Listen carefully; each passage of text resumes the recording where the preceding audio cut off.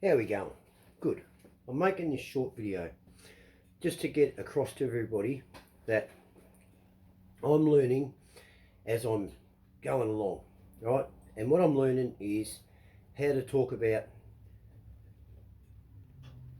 suicide and to get through it uh, if you failed, if you've thought about it, or if you're thinking about it, or if you've actually gone through it and you've survived it, okay? Obviously, so it's the survivors of suicide, right? And also for those people out there who've been a victim of suicide like I was with my mother. She committed suicide. And that I just want to put out there that in all my videos and that there may be some questions into, you know, other people's thoughts, like the people who care about us, you know, the ones who are suffering, and we also acknowledge them as well. That's what I want to put across. So I'm learning on how to get that across to where there's a happy medium for both the sufferer and the worrier. Okay, and that takes time, but because I'm forthcoming in my feelings on how I feel, how I see things, I'm not saying they're correct. I'm not saying they're wrong, right? Because I'm a firm believer in anything that's done with the right intentions, there is no wrong. Okay, if you understand that. So the last video I put out was, I know you called, okay, and how I said that when we catch up with those people who've called us and they say, I was so worried you didn't take my calls, what's wrong? Okay, I've since been and seen a friend who's Sasha, right? Oh, and while I'm at it, I'd like to put a shout out. So, Merry Christmas and all the best, Christian, who I used to work with at Docklands, okay? Because I've missed a couple of his calls and I've yet to get back to him, right? We all have a lot of people that worry about us, and I'm not saying that you've got to um, cull through the ones who are legitimately worried. People worry in different ways, right? Whether it's for themselves about you or they're worried about missing out on something that they need to pick up on to understand, whatever be the case, right? So for the ones who are going through the hurt and or the darkness, all right, or even, for example, not even depression, not even anything, just life's hard. Just life's hard without mental illness involved. Life is just hard at the moment. You know, the people in Cairns with the floods, the people over in the Middle East with the wars and stuff, you know, life is, there's no mental illness there. There will be residue of mental illness and post-traumatic stress from it all, but at the moment that hasn't set in because it's still active, right? So at the moment life's hard, very stressful. You know, even we get through hard times, if depending on how hard it was, there's going to be a residue effect, which it's going to scar you, right? But for the ones who are like myself who are going through it, to you need to be able to acknowledge that the person's called within a certain time frame, and that person who's called has got to understand that the time frame. So there's got to be a coming together of an understanding of what is quick enough to, you know, because you can't leave someone who's called worrying for 3 days, because as was pointed out to me tonight, is that might be the catalyst. Them calling might be the catalyst to stopping you from doing something, and they need to know, but they're not to know that if it stopped you or if you've gone through with something, or you know, something silly, not necessarily taking the life, but just doing something silly. For example, I'll give you a perfect scenario. Jamie in Shepparton, right? He reached out to me, and I called him back, you know, and I was talking to him, and he'd left his job, right? And I said to him, "What did you leave your job for?" "Oh, I just couldn't handle it." I said, "But Henry," I said, "have you spoken to your employer, right, about what you're going through, right?" Okay. Now, just a quick rundown of Jamie's position and that, or what happened to him, is his partner just came down with after she came out of a coma, and that triggered her epilepsy. So he was having to deal with that, and then his mate's son drowned, and Jamie was the unfortunate person, or fortunate, whichever way you want to look at it, who found his mate's son's body. Very traumatic, right? On both sides, his wife and his son finding his mate's son. So he's having to grapple with that, right? Those two things, as well as he worked at a cemetery and he was a grave digger, right? And so he just had, you know, trauma at home that he's seeing because his partner was having a fix, flashbacks of finding his mate's son, and then he's at the place of ending. You know, it's not beginning, it's ending, right? And Jamie, he did what most people do, and they'll indulge in certain things, right? So I won't say what Jamie indulged in, right?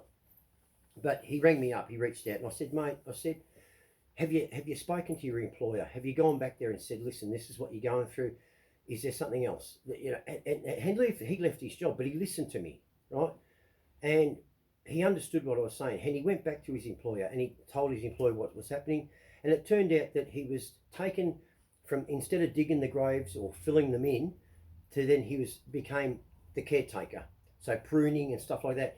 So then he got to see people in a different light who were going to the cemetery, and the people that he was seeing then were visiting the cemetery. So he got to see people who've gone through the trauma of burial and everything else, who are now just visiting a loved one. And I said to him, now you can see them in a different light. They're no longer grieving, they're just missing and just paying their respects to the person. And you can make their day. You know, you can say hello to them, where before it was a bit hard. You know, he was in the background as well as his own suffering. But he listened, right? And he did reach out, and I did get back to him, and numerous people did get back to him. And he's kicked along. Good on you, Jamie, for that. Like with Tom, he reached out to me. He was homeless. I went and visited him and stuff like that. And things like that. I'm also, I won't say I'm a hypocrite, but I'm learning too with what I'm going through, and and I'm trying to put this across to people to where there is purpose for you to keep living. As hard as it is sometimes, and your predicament, and everyone's predicament is very different. You know, and it can be very hard to find a what for to keep going. It really can. But, you know, I've seen a lot of, as I've said in my past videos, I've seen a lot of devastation, a lot of, you know, sadness in areas, and it's hard to be able to say to someone that you've got to keep going. It's very hard to say that. And in some cases don't say that. Don't say you've got to keep going, because right at that time that person's going through, that's not what they want to hear. But they don't want to hear. They want to hear a purpose. They want to feel needed, accepted, understood, and listened to. As well as I understand it from the people who worry. From these, there needs to be a give back from them too. They need to acknowledge people who are giving that to them, because you can't leave people worrying all the time. So what I'm going to suggest is this, right? I'm going to make another video about it. I know the last video was I Know You Called, right? And I am aware that I do go off in my tangents and stuff, and I need to rein that in, right? As I say to people, these videos are very raw, and something comes into my head and I just grab my phone like now, and I just say it, not without thinking, because I do think, but I think what I need to bring is a level of better clarity, better, you know, just what I'm trying to get across, so as not to have people come back and go, well, you know, you should be saying this. At the end of the day, this is my channel, okay? And I'm open to listening to people, okay? And I want to get the correct message out there, if there is a correct message. I don't believe there is a correct message, and that because everyone is different and how they're feeling. And so what you might say to one person, you don't say to another, even if they've suffered the exact same thing, the exact same trauma. Their feelings are different. They've seen it and felt it, smelt it, tasted it, whatever, in a different way. Okay, and I'm trying to rein that in, to understand, you all to understand that you might share this video with someone who is suffering, also maybe yourself, who, if you're a warrior of a person, to understand, right? So, but I'm not saying that you can't put pressure on people like us, because we, regardless of whatever we're going through, we still have to get on with it. We have to. We just can't be like this. It's all about. It's not all about you. Okay, you need to get up. You need to do something, and you need to find a purpose, and that. And on the other hand, for the warriors, it's. I think what it is you don't give that person, or don't tell that tell that person their purpose. You give them options, show them, talk about things, and so that they can see options, and there's support there. But also, they're not abusing the support. You can't abuse their support. You can't be carried through this. It's like on the battlefield. If a soldier can walk, even though he's got a bullet in the leg, he's still got one good leg. He needs to help, right? Because you're obviously under fire. It's different if a soldier's got shot in both legs. Obviously, you've got to pick him up. But then that soldier, if you notice how they do that, is they'll actually swing them over this way, so their legs are this way, so he can keep a check over here while he's still got his gun. So he's protecting my back while I picked him up. He still has a purpose. He's just not the full victim. Okay, he's still conscious. He might be in pain, but we're in battle. Okay, and let's say, for a better word, and life is a battle. Whether you've got money, whether you've got family support, good friendship base, whatever the case, it doesn't matter. Life is a battle every day, right? And I'm trying to concentrate. No one's speaking about what I went through. No one. The people speak about it, and they're all about it, because believe you me, I have scoured the internet to bring an understanding to what I'm going through, and there's nothing there.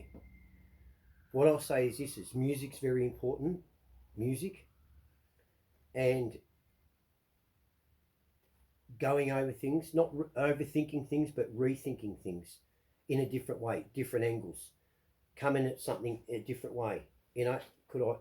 Maybe it was that way, and it might be someone's made a mistake. Look at their mistake, how it's affected you, and why they made that mistake. What were you like at the time? Why didn't they confront? A bit like with Mary and I, and I'll get into that later with Mary and I, because people are they're very intrigued to what actually triggered it with me, why I went from, say, a nice hum to a complete and utter, just, yeah. And I don't believe that was my lowest point. Even though I did that, I still don't believe that was my lowest point. And that's the scary catalyst there, because if that wasn't my lowest point, what is my lowest point? And if I do crack at that lowest point, what happens? Because that can go many different ways. That can be an absolute massive shockwave. Like I could, and that's where the other thing is that protective motion of, if I think I'm there, I'm just going to, stop it there because I don't want to hurt anyone else. Or, just there's a lot of things there. I'm wanting to rein it in to help people on both sides, the warriors and the sufferers, to bring closen the narrative, so there's an understanding that both need to communicate and understand. The sufferer needs to understand the warriors, and the warriors need to understand the sufferers. Okay, this is just a short video, right? Just to let you know what I'm doing, and I'm open to listening. That's what this channel's about. What I'm trying to do. I can't do this on my own. I read your comments. I listen to people. Just and just to reflect and understand a bit better, and even making people see that what I said was okay. Yeah, I can see how that was taken. So I clean that up a bit so it's not so broad, and that some things you just can't unbroaden. They are very broad, but a lot of things can be narrowed down. Okay. While we're at it, we'll just have a look at me. I'm obviously in the garage, right? So there's the Desmo in there. That'll be going inside. And here's me Harley. Have a look at it. Look at it sparkling. Look at it. We've changed this. Mark repainted this. If you might remember, that was all gold, but now it's I'll put the light on. Yeah, there you are. See? Look at that. So again, it's a bit dirty. I've got to, you know, go over it with a cloth and that. So yeah. All right. So just bear with me and that, and I'm getting there. I'm learning too. I'm not saying I'm not open to criticism, or what I said was wrong. Please let me know if whatever I've said, if you believe that that could be wrong or taken in a wrong way. Please let me know in the comments so I can read it, understand, go back over what I said. I don't want to mislead anybody on this. I'm not a doctor. I'm not saying for anyone to do this, but just all I'm saying is just to be open-minded to things. And obviously I can only speak for myself and what I'm going through, what I've seen people going through, what I've gone through, and how I've gotten out of things and how I've helped others or others have helped me. Okay, so it's learning. Life, you never stop learning. Simple as that, never stop learning. Unfortunately, life doesn't pause for us to be able to catch up. So we've gotten that. Life keeps going. So it's a constant battle to keeping up with things. And that's, you know, if I can ease that, shorten that distance, well, that's what I want to do for those people out there who are suffering, and also for those people who are worrying as well about the people who are suffering. All right, so go get a pie, and please like and subscribe, and that to many people, not because I want the subscribing rate, not because I want the likes. I just want to help a lot of people, and that no one else out there is talking about what I'm talking about, and that's Suicide David. I've given it a name. Give it a name. You've got to give it a name. That way you recognise it. All right, so take care. See ya. Thank you for those people who watch this or share it. Take care. Bye. Go get a pie.